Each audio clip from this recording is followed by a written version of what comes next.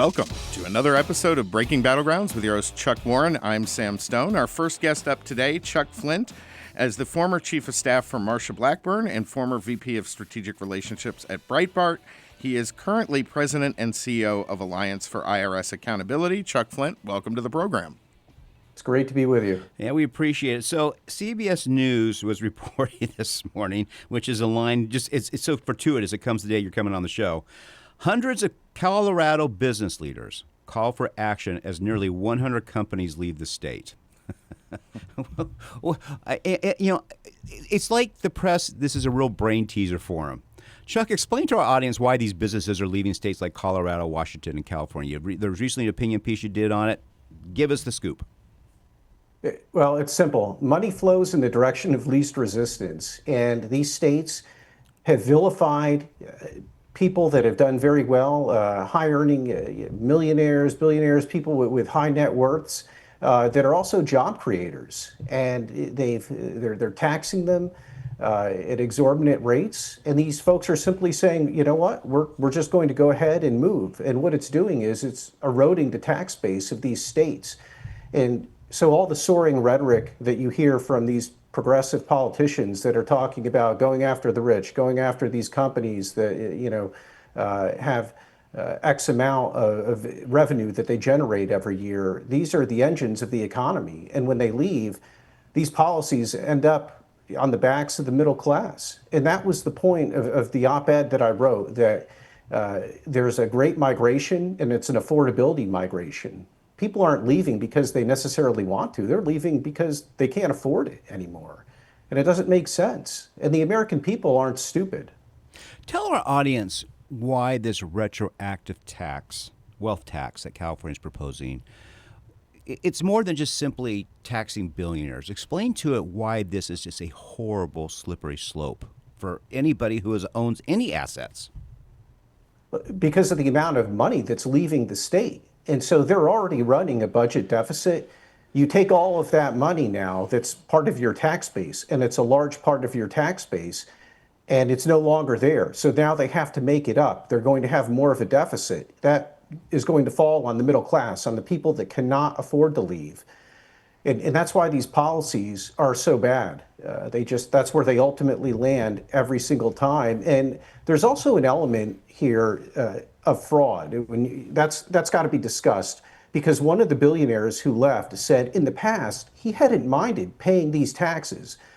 He was a committed liberal, and that he thought that he was doing his duty, but now he has absolutely no confidence that this money goes where it's supposed to go. And in fact, there was a poll yesterday that said 75% of the American people believe that the government wastes their money. And that's a big problem. Well, and they do. Yeah, that's the point. Yeah. They do, right? There seems to be no accountability. It seems like, I once had a business owner tell me, if you have good sales, you can hide a lot of your corporate sins because you just keep bringing in new revenue. That was his deal. Reverse that for government officials. If we can just keep taxing and bring in new revenue, it hides the sins. Would you agree that's sort of what they do? It's just like, we'll just keep taxing and say we're doing it for X, but don't take any accountability for the funds they've already been given. That's absolutely right. And that's why I mentioned these guaranteed basic income programs in Illinois. They layer failure on top of failure on top of failure. And you see it in these progressive states and cities.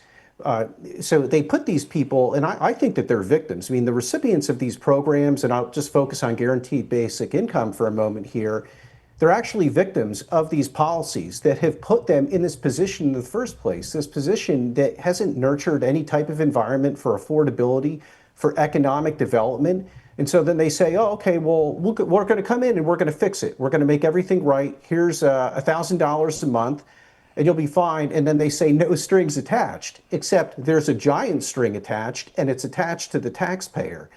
And that's the evolution that you see here. And the next evolution will be price controls. Oh, well, now that these evil corporate people, they're gouging you.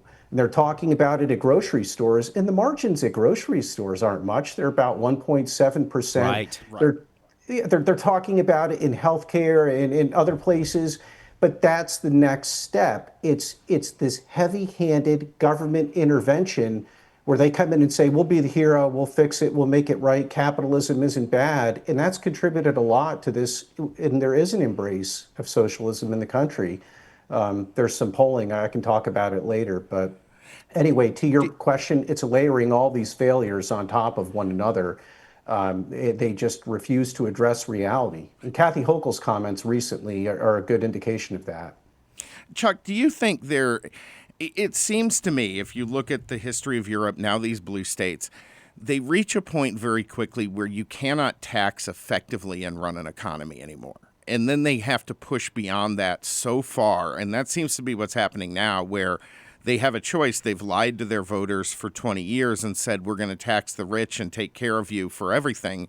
The truth is the rich don't have enough money to make that possible. So now those taxes are going downhill at high speed and affecting middle-class people and driving out any hope of economic growth. Yeah, let's take this from his opinion piece. So, this capital is flowing to states like Florida, Texas, Tennessee, Nevada, who have no income tax. Even Arizona, we're seeing it because we have a 2.5% flat tax, right? And Bloomberg reported, as you say in your opinion piece, between 2020 and 2023, more than 370 investment firms managing $2.7 trillion in assets relocated headquarters out of high-tax states into the Sun Belt, and California and New York lost roughly $1 trillion in managed assets. Do you see a way that these blue states can pull out of this? Because what I see is that they just keep taxing and people just keep leaving. They keep digging a shovel. They're chasing the taxpayers. Yeah. They're going into red states and focusing on low-level races at cities and counties and so forth, and raising taxes there. Their goal is an international, clearly an international tax scheme, right? Sorry, Chuck, for giving you a long question. There's a way to do it. To your question there about, is there a way out of it? Of course there's a way out of it, but the question is, do they have any commitment to doing that? No. The way out of it is to lower taxes. But this is where I wanted to get into what Kathy Hochul is saying. Her comments recently I couldn't believe them. She was talking about, well, we have to go to Palm Beach and recruit all of these people back. But then at the same time, she's also talking about, well, if you leave, we're going to have an exit tax on you. And now other states are talking about an exit tax. And this is where I'm going with this evolution of it becomes more and more heavy-handed. Things don't work, so then they just continue to propose these interventions, these government interventions, right? Okay, not only are we going to drag you back, Kathy Hochul says, but if you try to leave, we're going to slap an exit tax on you. And I know that because I've got family in upstate New York, and they talk about it all the time. And you actually see what you see are states now, Oklahoma, Kentucky, and I believe there's another one, maybe West Virginia, where they're trying to phase out income tax because they see the growth that these non-state income tax states have had, Tennessee, Florida, Texas, Nevada, that you mentioned. So let me ask you this, because you're a former prosecutor, so I feel you can at least give me your 2 cents worth.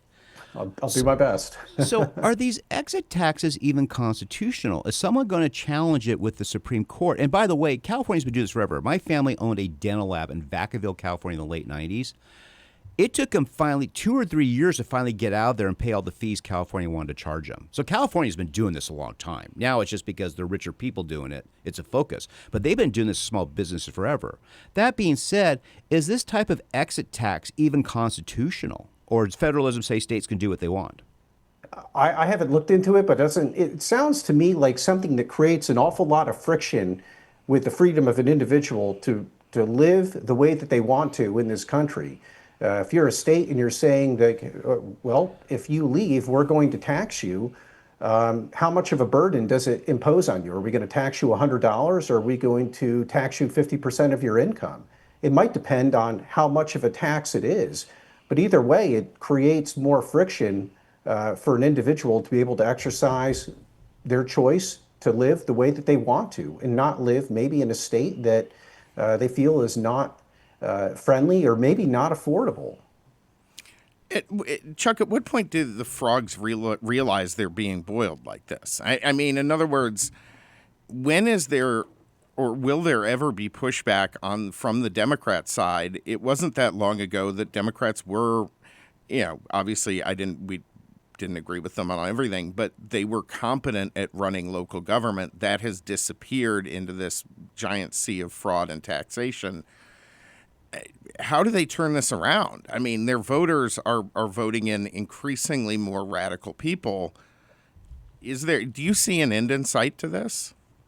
I think the fraud is going to play a big part of it because it's more recent, and it's not just fraud, it's industrial scale fraud. And progressive politicians, Gavin Newsom is just denying reality. Yes. His press office has been issuing statements that he's been fighting it. Even the California Attorney General held a press conference yesterday to say that this is just some type of political bright, shiny object that President Trump is grabbing at, and that they've been battling it for years. And my response to that is, if you've been battling it for years, then why does it exist? Well, and where are the convictions? Right. What have you done? If you were battling fraud, then we wouldn't have it. And that's the point. You've established no deterrence, which means that you do not take it seriously. And by the way, they've been warned. They've been warned for years on Medicaid since 2007. It was a high-risk program. The auditor warned them in 2022 about hospice fraud and specifically about clustering. At what point do they begin to take fraud seriously? I'm not sure, but they need to, because the American people are connecting it more and more to affordability. And I'll tell you something, Republican politicians, they need to start talking about it as an affordability up as well. Correct. It is. It costs the economy up to 521, not the economy, but our budget. We lose up to 521 billion a year in fraud that they know of. That they know of. By the way, we got 30 seconds here before we take a break. I have more of a philosophical question for you as a former prosecutor. There's a real lesson in this for all of us. I think it's because conservatives have been harping on the fraud, liberals immediately dismiss it. And do you find that as a prosecutor sometimes we have our prejudices, and just because the source, we're like, well, that can't be because I don't trust that source? That seems to be part of the problem, and we can answer that when we come back from this break here. How do people find you, by the way, Chuck? You can find me at Chuck A. Flint on X, and then irsaccountability.org. I also run another coalition called the Coalition for Affordability and Prosperity. It's affordabilityprosperity.org. Fantastic. We're with Chuck Flint, and we will be right back. This is Breaking Battlegrounds.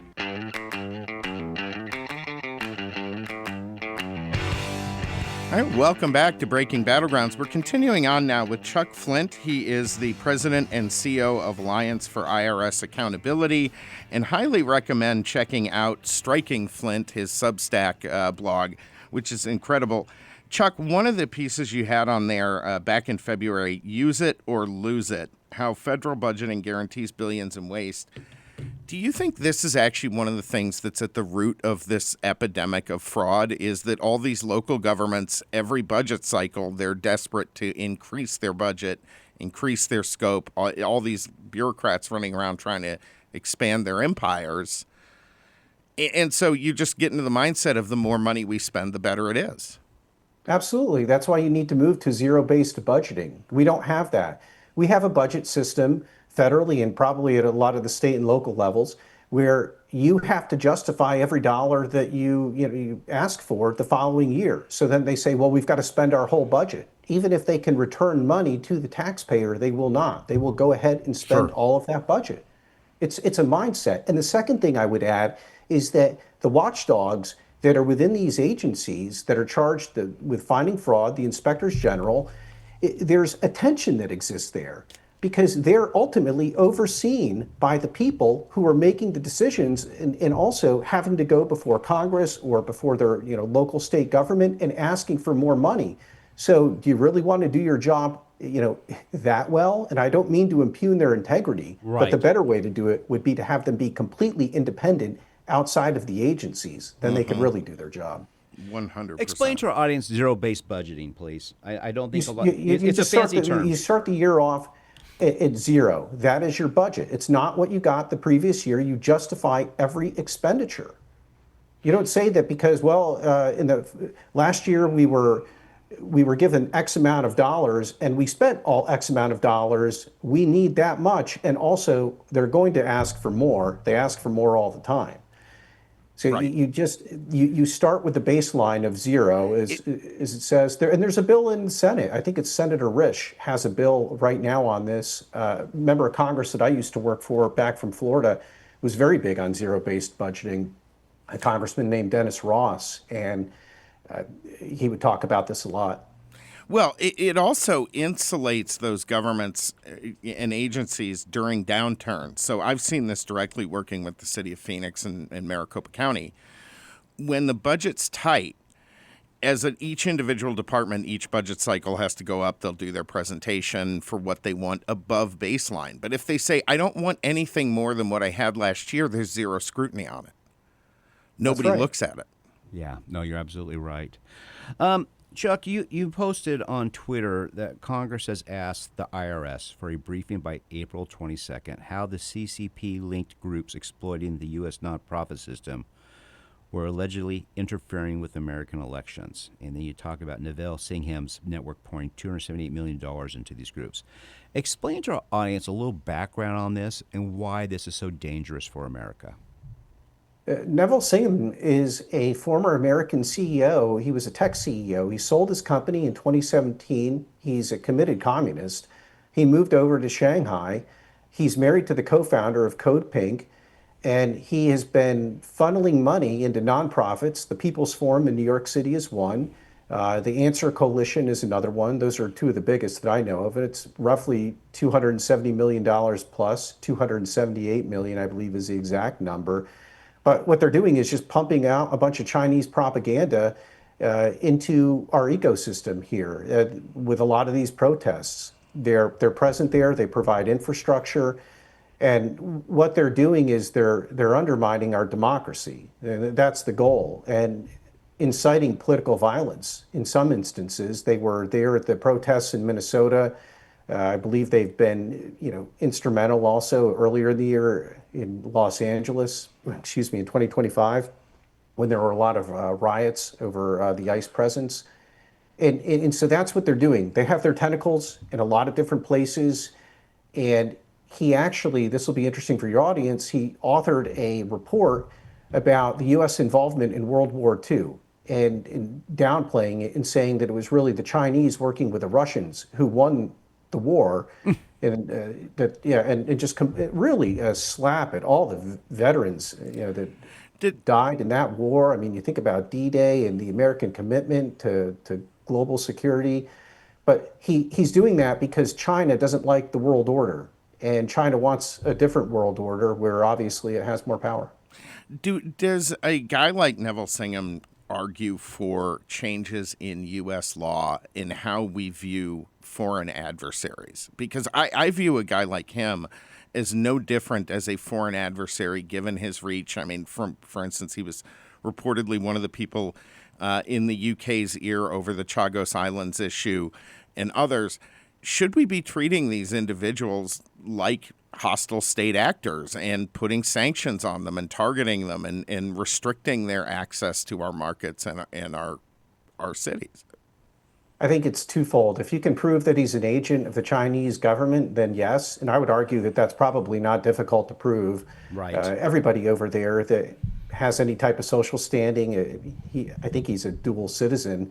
They have national security laws over there that if the Chinese say you've got to do something, then essentially you have to do it. You're in their grip. And I'm sure that he's in their grip. As far as what we can do here, they should cut off the tax exempt status for the Answer Coalition, the People's Forum. That'll stop the money train from coming in.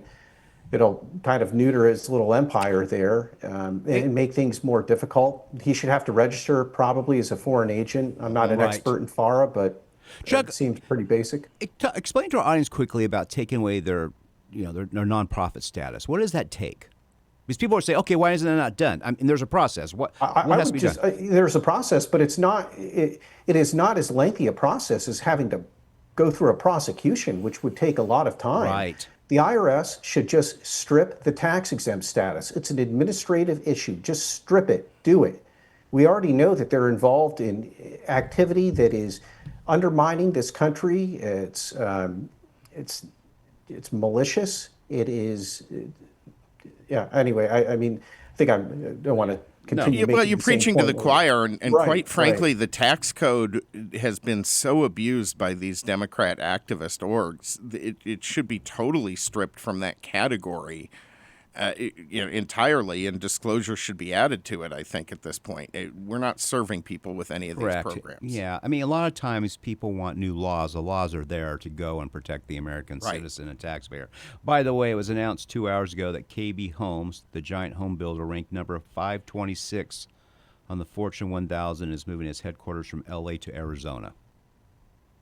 There you go. Yeah. At what point, this is the question that has to be asked. At what point is there enough evidence for these progressive individuals that are these, and they're the ones making these policies. This is not political narrative that I'm Right. giving you. This is a factual based argument.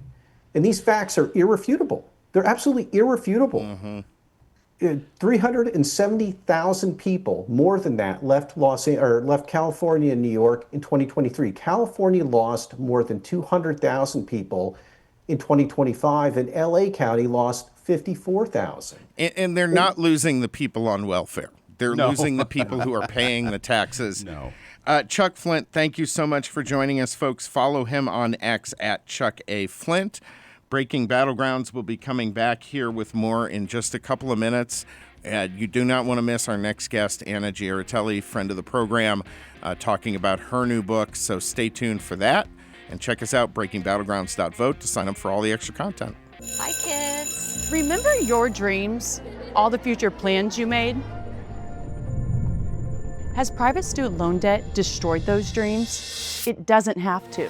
Why Refi refinances distressed or defaulted private student loans that others won't touch.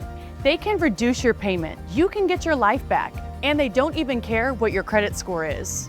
Don't let private student loan debt ruin your life. Call Why Refi today. Let's go.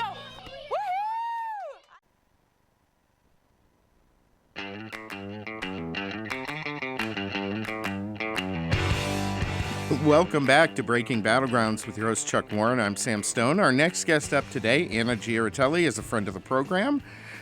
She has a new book out. You definitely want to check that out. Under Assault, now available on Amazon, Barnes & Noble, Walmart. And if you DM us, the first 5 people who DM us with their address, we will give you a free copy of that book as well. So, Anna Giaritelli, welcome back to the program. Thank you. That is such a great giveaway. I'm so excited and honored. It is. It's too bad it's not at Christmas, but here we are in April. Yeah. So we have a question. So let's first talk about border security. So it's reported yesterday that U.S. Border Patrol apprehended 4 British citizens for entering the U.S. illegally from Canada, the remote area Maine. They've been identified as Mohammed, Sultan Saleh. The other 3 have a similar name. Do we have a porous border problem between Canada and the United States? We do. There's no other way to put it. I've been down to the border all around, actually, over 60 times since 2018. And on my trips to the northern border, it's always fairly shocking to see just how wide open it is. It's double the length when you include the Alaskan border with Canada, as opposed to the southern border. It's more than double the length. And there is no fence or barrier, anything up there. It's all technology, and it is so remote that typically serves as the greatest deterrent. And where we do see the most apprehensions of people crossing is Vermont, New Hampshire, and Maine. Now, the British individuals who were apprehended, we do tend to see Europeans caught crossing the northern border in particular. But certainly that is a major national security concern, and Border Patrol is going to look into that and see what intelligence shows if there's a connection to a terror organization, and certainly why they're trying to get around rather than go through the ports of entry. Does it seem like, for decades, essentially throughout the United States' recent history, we've assumed that illegal immigration from Canada is just going to be economic migration, a little bit of smuggling a pot. But other than that, that was really about it. But now, because of the Islamization of Europe, that becomes a much more dangerous border. You know, yeah, it does. And we typically see people from Eastern Europe trying to cross into that part of New England and New York. So I'm intrigued. I want to know what was going on here. We actually have the most suspected or known terrorists apprehended or caught at the ports of entry along the northern border by far more than the southern border. But we have the most people crossing between those ports of entry at the southern border. So it's really interesting to have I don't know that they're suspected terrorists. We'll find out. But coming up in that area, and it just goes to show Border Patrol can't have its guard down in any part of the country. And that includes, obviously, all of our airports, this DHS funding issue, which has been in the news and remains out there despite the temporary reprieve. How important is it for Congress to stop playing games and get a real solution on the table for that and stop freaking out over ICE? Do they need to maybe separate ICE from the rest of it going forward if that's going to be that controversial? That's an interesting idea.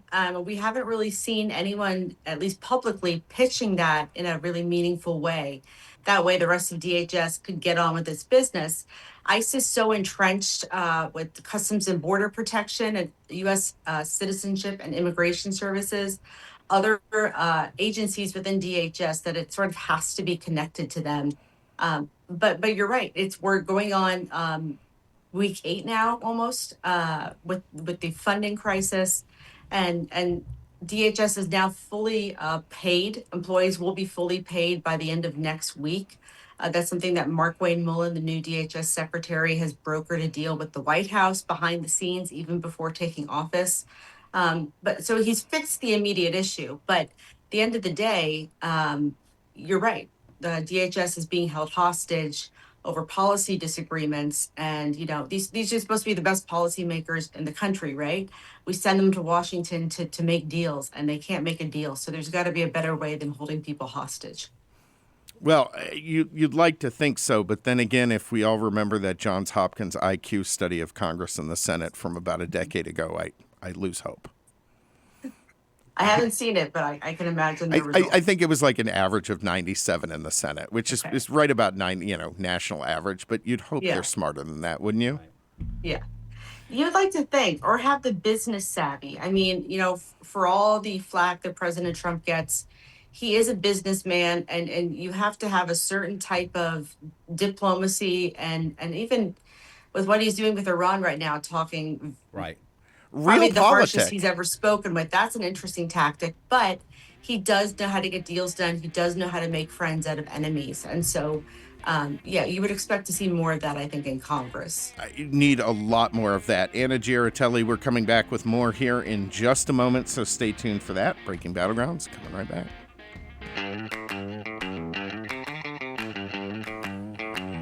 All right, welcome back to Breaking Battlegrounds. We're continuing on now with friend of the program, Anna Giaratelli. You can follow her on X at Anna_Giaratelli. She is the author of a new book, Under Assault, available now wherever you buy your books. And again, if you send us at Breaking Battlegrounds on our X feed, if you DM us your address, the first 5 people that do that, we will send you a free copy of this book. Anna, thank you once again for joining us. Tell us tell us the story behind this book, because you've been on the program and told it, but a lot of people may not remember that story or may have become new listeners. We love them too. It's a story of devastation and hope, which the two go really well together. And I think it's something that, since 1998, more than 17 million American women have been victims of attempted rape or rape. And 17 million. So it's not. I'm sorry. I'm sorry. You just stunned me with that. So, it's incredible. It's the most underreported crime in the country. Oh, so 17 million sexual assault? 17 million sexual assaults. Yes. That just makes me sick to my stomach. Over almost 3 decades. Yeah. I'd say it's not a crime. It's violence targeted specifically at people because of their gender. That's over 500,000 a year. Mm-hmm. I'm sorry, Anna. I'm sorry. I don't mean to throw you. This is really. Well, that's what's reported. Yeah. Is that what's reported? That's what we know. This was according to federal data that was looked at by RAIN. It's the largest anti-sexual So, assault uh, group in the country. So, as a side note here, and I'm going to let you continue, but as a side note here, yeah. someone asked me the other day in my old age, what has been one of my surprises in my life? And a lot of my staff is female. And I said, I have been surprised how many women have been assaulted over their life. Mhm. It stuns me, Mhm. to be honest with you. But continue. Yeah. Well, I mean, here's what I get at in the book. I wanted people to understand my life story, my background leading up to this. I'm 36 now. When I was 17, I was sexually assaulted. Didn't know it was assault at that point. I thought it was my fault. And so I never reported it, never did anything. And years later in my 20s was when an adult, a resident director in college, said, that's assault. What you went through was statutory rape, according to the state we're in. And I never saw a counselor. I didn't get help. I just thought, it's over, let's move on. And fast forward to DC. I was in DC about 7 years, but when I first got there, I was working at a company, and this is all in the book. And I had a boss tell me in a text message, I have a proposition for you. We're going to have sex, and it's going to be good for you. How old were you? How And old were you? I can't say the age because Okay. I don't want to give away the company I was Right, at in the right. book. Right. I haven't signed an NDR, but I still want to keep that, Okay. Okay. But I was my first 2 years within DC. Oh my And gosh. the guy was married and he was 15 years older than me. And I didn't know what to do. I didn't know what to do. You don't train for that. Growing up, okay, you might get assaulted, but learn self-defense. You don't learn self-defense for the workplace. And so I was finally coming out of that second situation, and I would call that harassment. I wouldn't call it assault. Um, but by 2020, when I was walking down the street one Saturday morning to go mail a package I had in my hand, I was randomly charged at by a man on the street who I found out was homeless, and he took me down. And I fought for my life, not knowing what was happening. And in the process, he began to sexually assault me. And people came over hearing me screaming. He was also screaming. It was a bizarre attack, and they got him off me. I don't remember much of the attack at the end, but he got away, and they were able to use DNA from my clothes to track him down. He was already in the DC police's criminal database, not surprisingly. And so a couple months later, they found him on the street. They got the DNA results. They found him. They arrested him. They called me, said, we just arrested him. However, he got released the next day because there's not enough room in the DC jail. And we found out he lives a couple blocks from your apartment. Jeez. And I said, what do I do? And I had gone down to my parents' house out of state. I didn't want to give up. I didn't want to have to change my life because of this. I tried to minimize it, right? And so it's hard to minimize when the U.S. Attorney's Office says we're going to prosecute your case. That's a pretty big deal. Right. So it took about a year and a half before the case moved. It kept getting delayed, and in that time, he was arrested 5 additional times by police for five different crimes. And the U.S. Attorney's Office would usually call me, email me, or send me a letter saying he has been arrested. He was released the following day. And so during the early part of that, I said, I can't do this anymore. I moved across town, was there for 6 months, and said, I can't stay in DC. I felt so betrayed by the city, city I loved and wanted to stay and work in for decades, my home. And I just felt, stabbed in the back by the city. It wouldn't protect me. And so I left, went to Texas and worked there, lived near family. And he was sentenced to federal prison. He got about 2.5 years for assaulting me. He had assaulted another off duty police officer, a woman who survived prior to me, and the 5 other arrests. And he's back out on the street now. And I think the worst, it's hard to say what's worse than an actual sexual assault, but I discovered in looking at the crime stats that my attack, my crime, wasn't in the DC police crime stats. And you can pull this up just by logging on their website and going to crime cards. It used to be pins on a map that would show you where each crime occurred. And I looked and I didn't see mine. And I reached out to the DC police in 2020 at the time and I said, have you not had time to upload it? What's going on? And they Right. said, well, your offense was not a first degree sex abuse offense. So we only put first degree offenses on the map. And that was devastating. That was devastating. And incredibly, I think ironic that you'd have, Well, yeah, the and Justice given Department. Hmm. yeah, given the number that you cited earlier of 17 million, and Chuck, to your point, your the crime against you was not reported as a crime in that way. It was right. I mean, would that even count in the statistics? I don't know how the FBI takes the data from police departments and sheriff's departments around the country and calculates it. But certainly, if you look at all the different cities around the country, and I'm assuming they're all in on this, they're all calculating crime in this rigged way.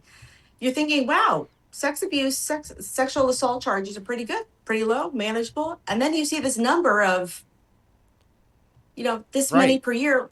When I looked in August, when I wrote the op-ed, I looked at DC Police's website and I put in sex abuse for the past year, and it showed 53. And I thought, absolutely not. And that Right. doesn't include all the other, No, which that's there's going to be far more second and third degree than the most serious first degree. And so it's totally rigged. And yeah, you're right. How does the FBI actually know? Do they really know? Oh, do they get the behind the scenes stats to know what's actually being charged? But to me, it felt like, well, why are we even prosecuting this if it right. doesn't matter, if it's not that Right. severe? Let me. Um, so I saw the system fail just over and over and over. And I hated DC. I mean, I hated the city. And I talk about that in the book. There's been every negative emotion possible I have felt through this and continue to feel sometimes. But it has been a long recovery, but I have really recovered, and sharing my story now is meant to show other women, whether you report it or not, whether you've been harassed or assaulted, um, we're in this together and we're Yeah. going to get through it, because I think hope is such a huge part that victims need in order to go from victim to survivor. That's a really empowering thing. Right. Well, I have for a little bit of time. I have some questions here I want to ask. And Yeah, sorry. they're more. No, no, no. You've been great. You're more philosophical. Michael Lewis, the author, years ago lost his daughter, and he was talking about grief in this interview, and he was talking about people who are close to you don't know how to really help on grief. And he had a friend that came to his door when his daughter died, and just said, "I'll be sitting out here if you need me." And for 2 days, he just sat on the porch. I asked that question because I've always remembered that conversation. You had your parents and friends. They're affected by this because they love you. If you are not the victim, but you're someone close to the victim, I know there's not a general rule, but what should they do? Is there anything they can do to comfort, or is it just being there? One of the biggest ways is not asking how I can help you, but just doing something. I was not in a place for weeks and months to eat. I lost 40 pounds in the first 2 months. I should have been hospitalized for what was going on in my head. I was completely unstable. And I also didn't want to go to the hospital, so I wouldn't tell anybody. But I mean, the bare minimum was food. I couldn't cook for myself. I didn't want to order out. It was adding up. And but that metaphor of someone literally showing up and sitting on your steps, I just wanted to be around people. Right. I didn't want to talk about it. I didn't feel, or people would say to me too, well, you're lucky you weren't raped. And it invalidated what had happened to me. Correct. And they meant well. I had family who said that too. You're lucky it wasn't worse. But being there for someone, physically present, is truly the greatest thing. And I read a study after in therapy that said 2 weeks after a traumatic event, the greatest indicator of how that person's going to do long term is if they have people physically around them in those 2 weeks. And I got attacked at the start of COVID in DC. I get into it in the book, was very different than other parts of the country, especially the South. I lived alone, 6 floors up. Oh, boy. I had no contact with anyone. People wouldn't come out and see me except for one person who I would go on walks with on occasion those 2 weeks. Mm-hmm. And so that really was a huge reason for my decline. But you're right. People are the greatest asset. Even not speaking. Yeah. We have we have 2 minutes left here with you. My next question is, how can men be part of the solution here? I would say that the book is written as much for men as women, because I think plenty of men want to understand. We understand, a reasonable man understands why sexual assault is bad and why a woman would not like that, Sure. right? But how is it devastating? What are the long term, what is it like to move through it? What do they need in that process? And that's what it really gets into. And I think it also helps them understand just how pervasive this is. Um, Coming out with my story, I was embarrassed because I felt like some people are going to say, well, she asked for it in this or this way. But I had to say, this is just what happened to me. I didn't ask for any of this. I wasn't, no woman asks for assault. And I think seeing it from a lens of someone and how they've walked through life for the last 20 years is a really good way to understand. And then advocating for women. I don't know what the locker room talks are like or at the water cooler, all sorts of things. Um, but even men saying, I don't know, that's not cool. However they want to do it, this is a societal problem. It's going to be a long-term fix, right? And we're all human. We can decide what we do. So we're never going to fix this on this side of heaven. But certainly people who want to help can get involved where they're able to. Last question before we wrap up. How has your faith helped you get through this? My faith was everything. I wouldn't be here today without Jesus Christ. And I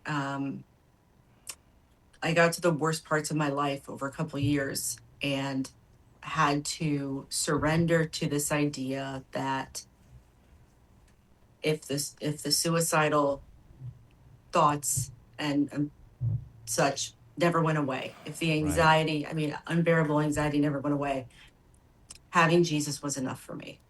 And what does that really mean? My faith at the worst and less worst parts of this has been what I've clung to. And I praise God for it's. I now look back at that attack as one of the best things to happen that He's used for His good in my life. Anna, thank you so much for coming on. Thank you for being vulnerable. Thank you for sharing your story. Folks, again, if you DM us on social media, first 5 get a free book from Anna. Anna, as always, we love having you on the show. Hopefully we can talk about happier topics next time. Certainly. Thank you so much, guys. This is Breaking Battlegrounds. You can find us at breakingbattlegrounds.vote. For those who listen to this on podcast, stay tuned. We've got a couple more guests. Have a great weekend. Remember your dreams, your future, your education? Has private student loan debt destroyed those dreams? It doesn't have to. Why Refi refinances distressed or defaulted private student loans that others won't touch. They can save you thousands of dollars, get you a custom payment that you can afford, and they don't care what your credit score is. Don't let private student loan debt ruin your life. Call Why Refi today.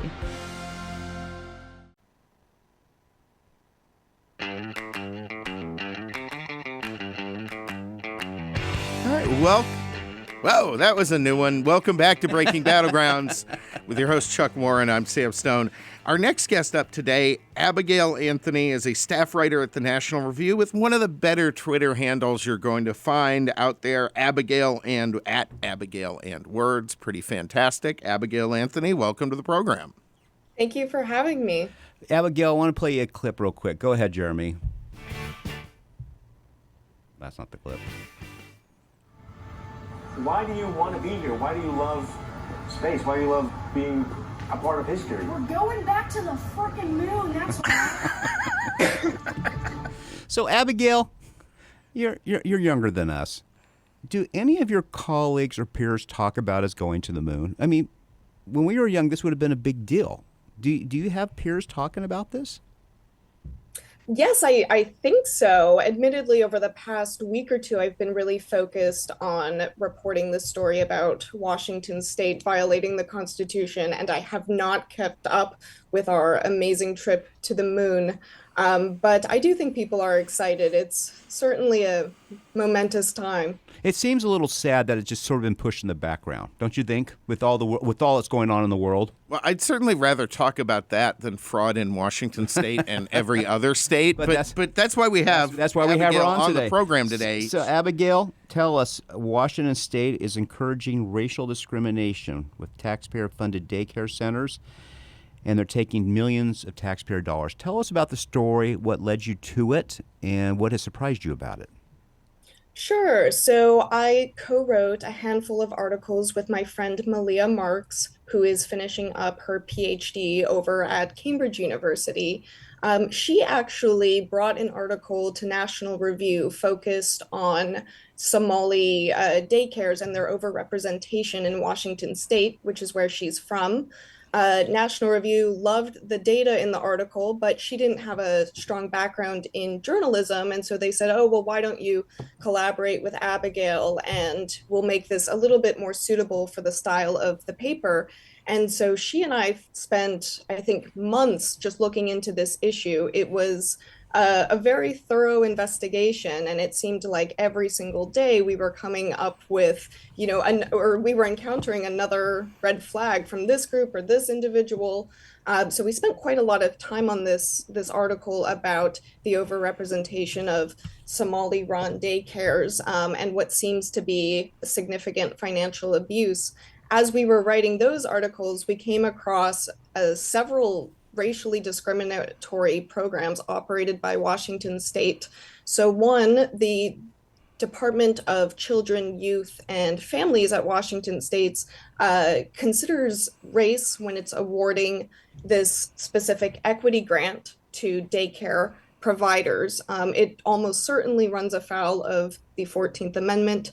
And then another department has several programs that almost certainly run afoul of the 14th Amendment. So there are very specific business certifications that are awarded to minorities, and minorities who then receive this business certificate then become eligible for a certain low interest loan program, and they're added to a special directory. The aim of the directory is to increase diversity in government contracting. These are all really big red flags, and so we'll see if they end up in court.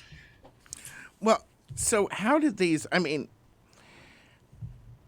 I remember when all the stuff started coming out in Minnesota and Nick Shirley's work there and others exposing that. And Washington State immediately ran out and started passing sort of anti-transparency laws around some of these areas.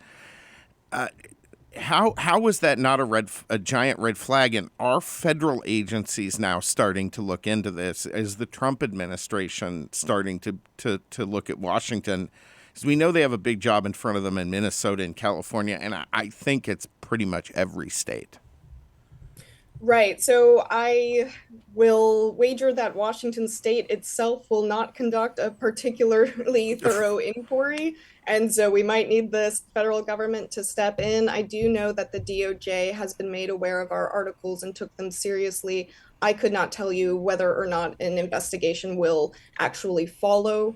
But you're right that the state itself has attempted to stifle inquiries. So you had politicians stating that, look, if you approach certain daycares and ask questions, you might be guilty of a hate crime. And so my co-author, who was based in Washington State, was very worried that she might be arrested as she approached these daycares and requested comment. It was certainly perceived by us to be an attempt to silence the press. Has there been any pushback on your articles since they've come out? Have any of the politicians, from Washington, either Washington State or Washington, D.C., pushed back and said, no, this isn't real? Or have they denied it at all?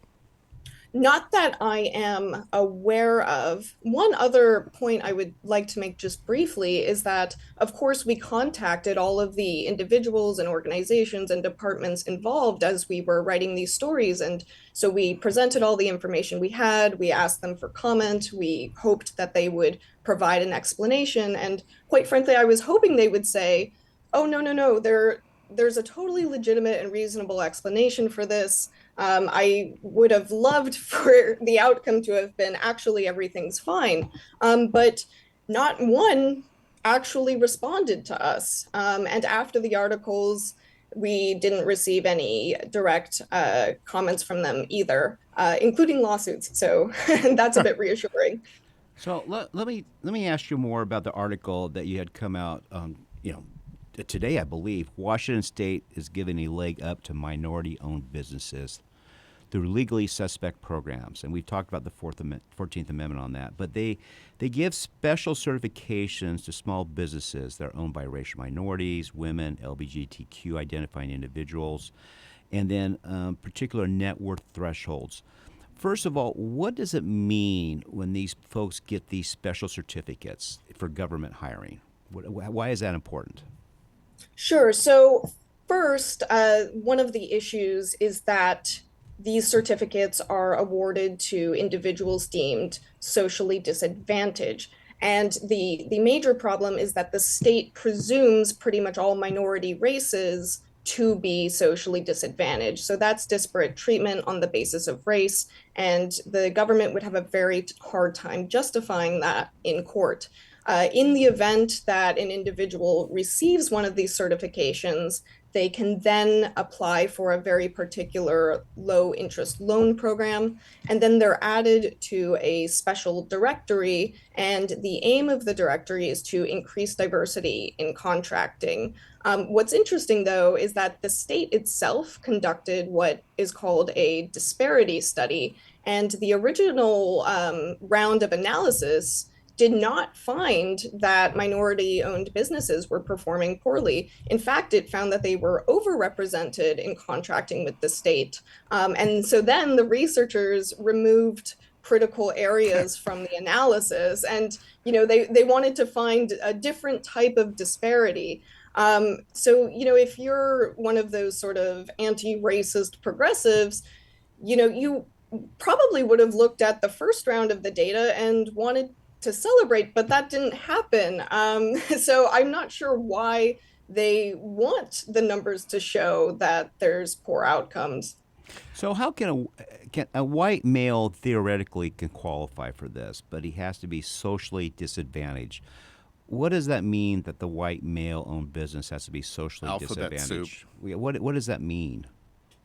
I don't know. And you would think after 2020, when every major institution and university condemned whiteness, that we would assume that there is some sort of social disadvantage to being white. God. You would think that Right. there would be certain sort of cultural biases against whites based on everything that happened with anti-racism in 2020. However, the scheme by the state does not operate that way.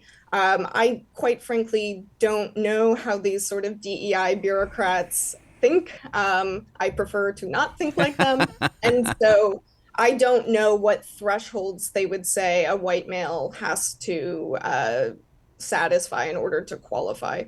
Abigail, we're speaking with Abigail Anthony, staff writer at National Review. You can follow her on X at Abigail in Words. Abigail, did you talk to, in Washington State, did you talk to any legit daycare providers? Because I would tend to think that people who are legitimately providing these services would be every bit as offended as many of our listeners will be, hearing about this, because it's taking away from their mission. I mean, these are funds that are meant to achieve something that is just being stolen. Right. So my co-author, Malia Marks, was based in Washington State. She has a video up on Twitter that's maybe 25, 30 minutes long that shows her going door to door to a number of daycares. A handful seemed legitimate of the ones that she visited. Someone answered the door. or provided forms or was able to answer questions about enrollment, but it was a very tiny fraction of the ones that she visited that seemed legitimate. Wow, fascinating. What follow up will you be doing on this topic in Washington's fraud? Are we doing more stories? Yes, so we have a fourth in the works that is about a particular nonprofit, and we're still going through all the data there. And so I honestly couldn't tell you when it's going to be published. But, you know, Washington State, it's Democrat led. I'm sure there's plenty of abuses that we could find. Malia and I are just constantly texting back and forth because we'll see something on Twitter. We're like, oh my gosh, this could be another article. Or, you know, we'll see another screenshot on Twitter. Oh my gosh, now we have to look into this thing. You know, it could honestly be a column. Abigail, let me ask you this, and this is purely speculation here. Why do you think these progressive liberal politicians aren't more stringent on this? Because they supposedly want to help those who need it. So you're taking money away from people who don't who literally need it. I dealt with this. So Sam was the chief of staff of Phoenix City Council. Why We spend double on low-income housing what it costs to build housing for the general public. And so I kept saying, you're stealing 50% of the housing you should have, and no one cared. So Abigail, why do you think that is? That doesn't make sense if you want to help people that need a leg up, but you know there's fraud going on that's taking money from them. Why do you think they do this? Well, it's hard to make broad categorical claims. I know. That's what we're asking. I think in some cases it's incompetence. I think in some areas it's state agencies not being particularly well coordinated. So one particular example we cite is that a daycare had been registered as non-functioning with the state business registry, and yet years later it was still receiving government grants. To me, that just seems like the government agencies are not communicating with one another. And then when it comes to particular politicians, you know, they might receive certain benefits from certain communities. So as we note in one article, this is in the one coming up. The now mayor of Seattle had spoken at particular events focused on Somali daycare communities and providers. And so maybe there's an electoral strategy. But again, I think there's a lot of different reasons, and not all are relevant for all individuals. Well, okay. Well, last question here. You just came back from Oxford in September. Yes. If you're a parent or a ambitious young student, what are the positives of going to Oxford, and what is the one thing you found funny about it? Well, it's a very, very different approach to education there. It is very self-guided, so you are really doing more independent research. And so I think for a graduate student, that can be great. So I actually was recently admitted to the doctoral program in law over there, and I haven't decided if I'm going to go. We'll see. I need funding because unlike in the United States, it's not paid over there to be a doctoral student. But what would be nice about that program specifically is that you don't necessarily have to take a lot of classes. You don't have to teach. You can just focus on doing the research that you want to do. And that's hard to find at various American universities. And then one thing I found funny, gosh, it's hard to say. This is very, very particular, but there was a college at Oxford called New College, and it was new, I think, in the 15th century. It's very odd being an American and standing in buildings that are, 1,000 or so years old. You know, there's pubs there older than our own country. And so that was just sort of a shock to the system. And I definitely appreciated that. And I saw a lot of beauty in that. It's the old Ron Swanson for the American. You ever watch Parks and Recreation? A handful of times. There's the old Ron Swanson statement. He's in London. He goes, "History started in 1776. Everything else is forgotten." No. I disagree with Ron Swanson on this entirely. I really liked going into all those pubs in England that existed before the Revolutionary War because I could imagine all the people crying into their warm beer at their loss. Abigail, one last question. We hear all the time over here in America about thought police in England. Right. Did you find that to be true? Or are we exaggerating it here? No, 100%. There is a massive problem with the regulation of speech over in England. There were times that I was legitimately concerned as a reporter that I would get in trouble for writing unpleasant facts. If you look through my reporting, I've done quite a bit on free speech in England, and I've also done a bit on the grooming gangs. That's a very particular phenomenon over there. But I found a few instances where individuals received more time in prison for their comments about the grooming gangs than actual members of the grooming gangs. Yeah, that's just incredible. Well, Abigail, as always, it's such a pleasure to have you on. And let us know when you have your next article out so we can get you on here to talk about it. Oh, great. Thank you. It was lovely to be back on. You're doing excellent work. Welcome back to the USA, and let us know what you plan to do to go get your more doctorate at Oxford. Thank you. Thank you. All right, folks. This is Breaking Battlegrounds. You can find us breakingbattlegrounds.vote. We'll be right back.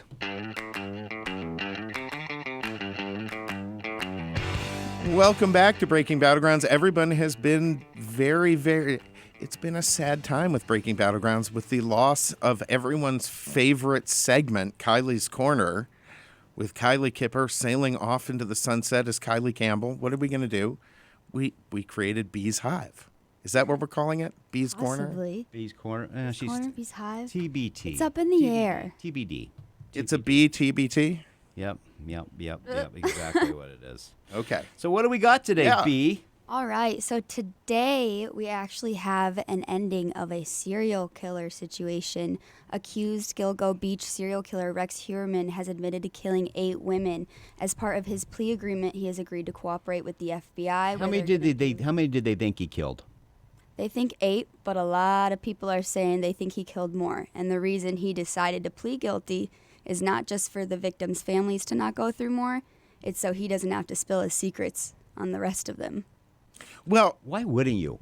Well, so interestingly, though, generally when you allocute to those kind of things, part of your plea deal is you have to give them everything. So if they prove that he didn't give them everything down the road, they find another one that he didn't admit to, I think that plea deal gets thrown out. Bee's young enough, and so is Sydney here, that they'll probably over the next 30, 40 years hear about more people that they'll then tie to him. That's what generally happens, right? Mm-hmm. It's sort of like they had a new one for Ted Bundy last week. Was that wow. Yeah, a new one from Ted Bundy. Right. And I mean, they had sketches too of this highway killer from like 10 years ago within the same time frame of his murders, and he hasn't been officially tied to those, but a lot of people say that it was one of like the stalkers. The sketches of him look exactly like him too. Like this Heuermann guy. Yeah. Interesting. Yeah. A lot of people were tying that. So I think definitely down the road there are going to be more. Now take us back. Do you remember, how did this guy get caught originally? So his first murder had occurred in 2010. There was 3 of them that were exposed, and they called them the Gilgo 3, which turned into the Gilgo 4. And what's Gilgo? Where's Gilgo? Is it a beach or something? Yeah, it's in New York. Okay. And so when another missing woman had been discovered in 2010, they decided that they needed to look into it more, and he ended up getting caught in 2022 under suspicion, which was confirmed in 2023 with a pizza crust where they found his DNA, and it was linked to one of the other murders that he did. Interesting. And by that time, what was it? Why did the pizza? Was it left at the sign of a murder that he was eating pizza? No, they ended up following him. They had people on him. They pulled it out of the trash can or whatever. Point. Yeah. They had a lot of suspicion at that point. After like the 4 that were found, and then there was 2 more. And then there was 1 more, and then when he's in court, he admitted to an 8th. So, wow. But there's definitely more. So there's no death penalty in New York, I assume? Well, there used to be. I don't know, in the last 20 years if they've gotten rid of it. Yeah, there's been no discussion about him getting the death penalty. So, no, probably life. They have gotten rid of it. So what are the families saying? The families want to be done with the suffering and going through it and reliving it, and his lawyer made a statement that he wanted to let them be at peace as well. But again, I think it's because there's more. There's more he doesn't want to spill. Did you see the series on Peacock about the gentleman Gacy? Yeah. And killed all those men. The gay men. John in Wayne Chicago. Gacy. Yeah, Did you watch it? I did. I was surprised how eerie it was. Just how he was so matter of fact about it. Well, it seems that actually though seems to be fairly consistent with the real serial killers. Is there when they're talking about it, they could be describing how they put together lunch or painting a bedroom. Right. Yeah. It was really odd. That's what I found odd. I mean, I thought the acting was spectacular on it. Yeah. It's like dip it in the bucket, spread it on the wall. I mean, there's no emotion. I wonder if that though is a symptom of why they're serial killers, right? Well, I mean, just remember in that particular episode when he takes them to the garage and just takes a spray paint can and starts Xing the spot where they're all buried and who they were. Right. And he starts explaining it. And he probably remembers this murderer where he buried all these women. Yeah. Were they prostitutes? Yeah. Yeah, they're sex workers around the age of 20.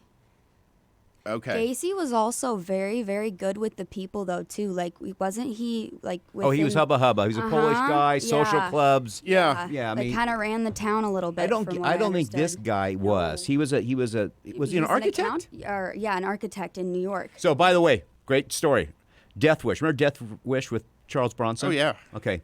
So when they pitched the story to Universal, I think that was the studio, they went in and they said, the premise of Death Wish is a man's family, his wife and daughter are killed and raped.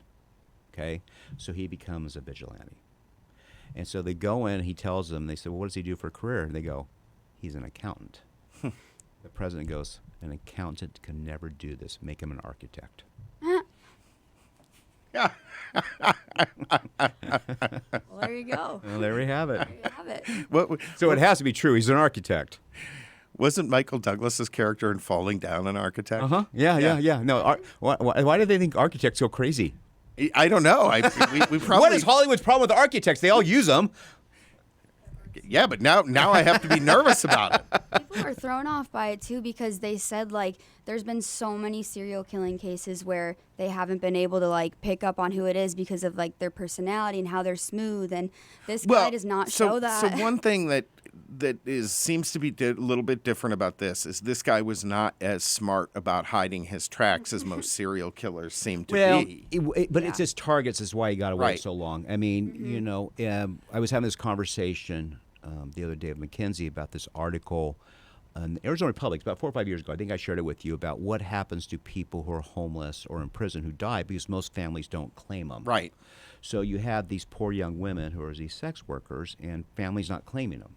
Right. They've written them off. Well, wasn't And that so like the they- Red so the- River Killer too? Yeah, was so that same the story? counties end up just burying them, and there's a great story in the Arizona Republic about Yeah. this. Just like, they contact and they reach out to, for example, one reached out to her daughter. She was homeless, and she goes, "I've been done with her for 20 years, and I'm not going to spend the money burying her." So, So you have a Potter's Field. Every city has one. yeah, it's really interesting that and I don't think people understand how many Potter's Fields there are in the country. Every city, every county. I mean, they're everywhere. How many do you think there are in Phoenix? Well, I know Phoenix has one. Maricopa County has one. I think there are 3 total. I think there's another one that's run by the state, actually, in this area. Yeah. Well, anything else on this? No, just another serial killer put away. Let's Just another serial killer. for 20 years. It's about time, though. Well, I gotta say though, the stories around these folks are getting less interesting. Like the Yeah. Gilgo Beach killer. Come on. Like a pizza crust. Yeah, where's the son of Sam? Where's the really creative? He's just like a modern day Jack the Ripper, I feel, but not as interesting. No, because Jack the Ripper terrified an entire city. So Sam's looking for more creativity. Yes. Yeah. It's the great line from 30 Rock Step when it up. Alec Baldwin's wife Wait, don't- finds they're stuck in Canada. She's giving birth, and that that they're bringing meth to the U.S. She goes, we can't even produce our own meth anymore. What's happened to our manufacturing base? Okay, that's sort of true, though. Well, thank you, B. This is Breaking Battlegrounds. We'll be right back with Gary Gigi and some financial advice to wrap up the show.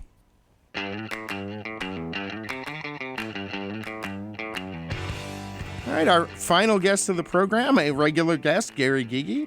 He is the president and CEO of Gigi Capital. Follow him on X at Gary Gigi or go to gigicapital.com. Gary, Democrats are trying to revive a Jimmy Carter tax on windfall profits. Tell us what's going on there. This is a really bad idea, you guys.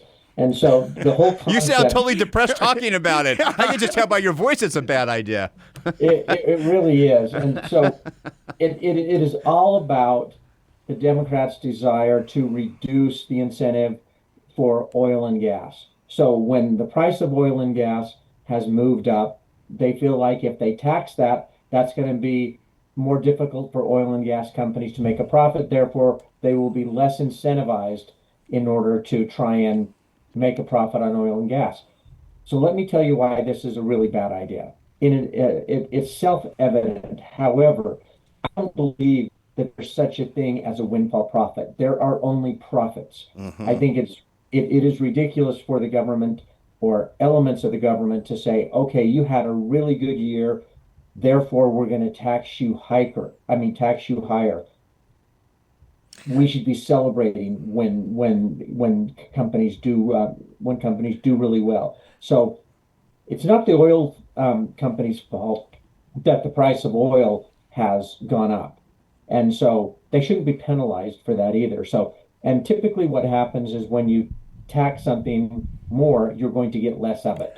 So really, really bad idea from the get-go. Gary, I don't. This isn't exactly economics. It's more politics. But I'll throw this out there. Do you think the oil companies are making a little bit of a mistake, like for right now with this Iran war thing? The minute it kicked off, gas prices at the pump shot up $1.50, $2 all across the country. The cost of the gas being sold didn't do that because it takes time for that supply to go through from crude oil to be refined to get to the stations. And to be sold as fuel. Do they need to be a little bit careful when there are instances like this not to appear to be gouging?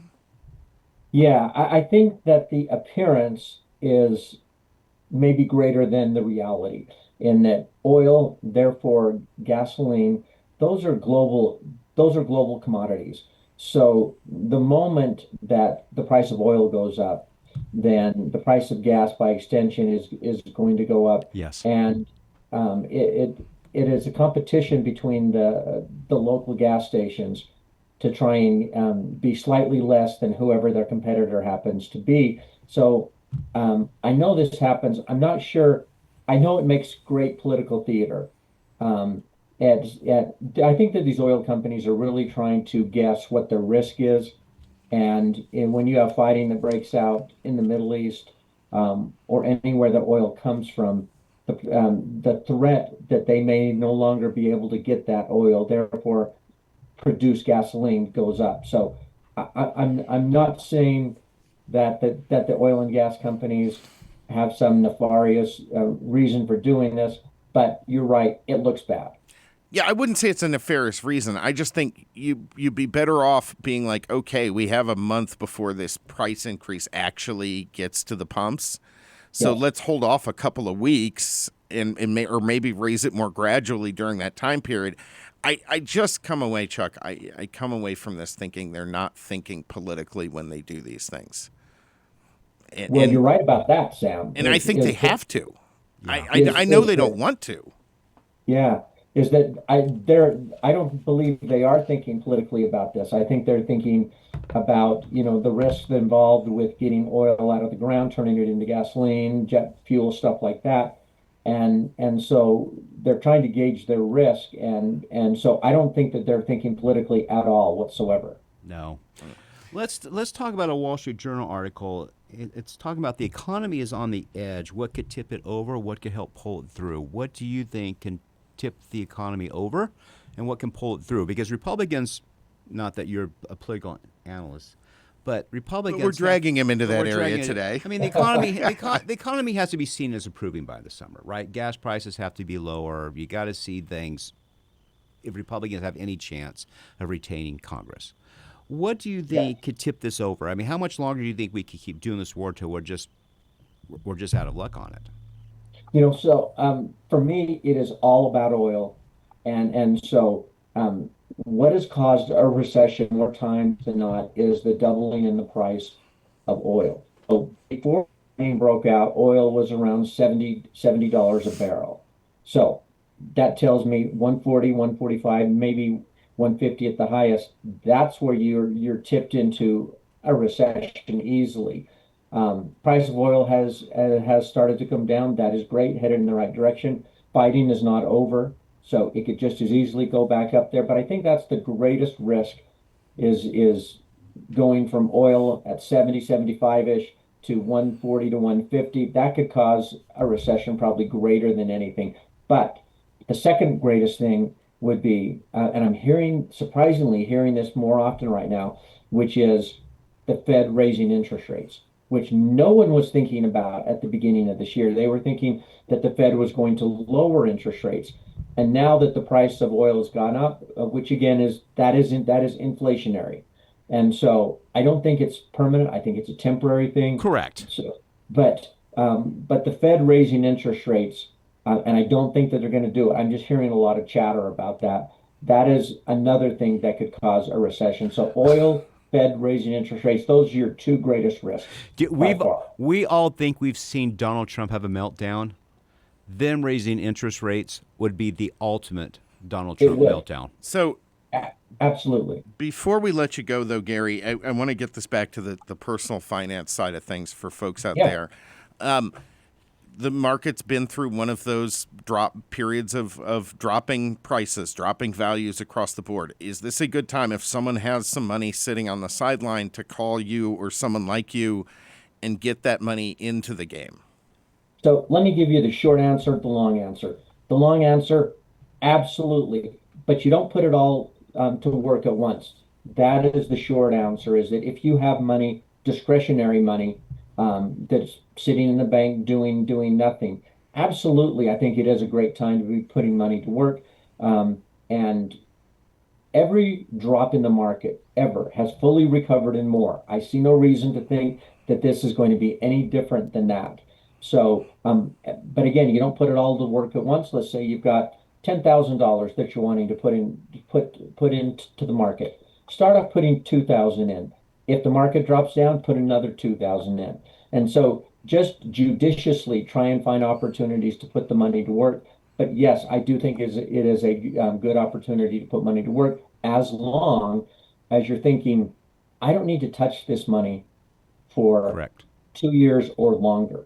If you can say that, then yes, it is. If you cannot say that, you're saying, okay, I need to put a new roof on the house in 6 months. Absolutely do not put it in the market. That's great. Gary Gigi, as always, thank you, my friend, for coming on. Folks, Gary, how do people find you? How do people find you? Yeah, a couple of ways of doing that. They can go to the website, which is gigicapital.com, GYGI capital.com, or you can call us on the phone, which is 801-787-0342, 801-787-0342. Thank you, Gary Gigi. Have a great weekend, my friend. Have a good weekend, guys. Thanks very much. Folks, we want to thank you for joining us today. Of course, you can always find us wherever you get your social media. You can find us on Substack. You can find us wherever you get your podcasts. You can also find our clips on YouTube, which we're getting quite an audience on there, surprisingly so. But we wanted to leave you with something here. A British news anchor just explained Trump's strategy in Iran better than anyone else in the American media, because everybody in American media seems to be quite frankly, Trump's philosophy. He understands. And the philosophy behind it. Yeah. This is from GB News, and Alex Armstrong's the anchor, and I'm highly encouraging you to listen to this 5 minutes and 50 seconds. Share it with your family and friends. I'm not saying you have to agree with the strategy, but this is the strategy. And for Sam and I, it makes perfect sense if you're thinking long term. And unfortunately, as we talked about the Washington politicians and the fraudsters, This is a long-term approach to make sure your children and grandchildren are safe. You know, as there's a great line in Lioness, I remember the following. Her daughter asked why she's in CIA. She explained her dad, or grandfather, when he fought in World War II, he goes, so you don't have to speak German. And she goes, I do this so you don't have to speak Chinese. The Trump geopolitical bent in this administration this term is the most important thing that's happened in terms of Decades. U.S. geopolitics in decades. We ignored the rise of a geopolitical rival with the ability to change the world order in ways that would be devastating. And I'm part of it because I just thought, you give people free trade, economics people do it. That's not true. It didn't work. I was wrong. We all tried it. It was a great. The thought was correct. The outcome didn't pan work. out. So, folks, and of course, share the whole show because it's brilliant. Have a great weekend.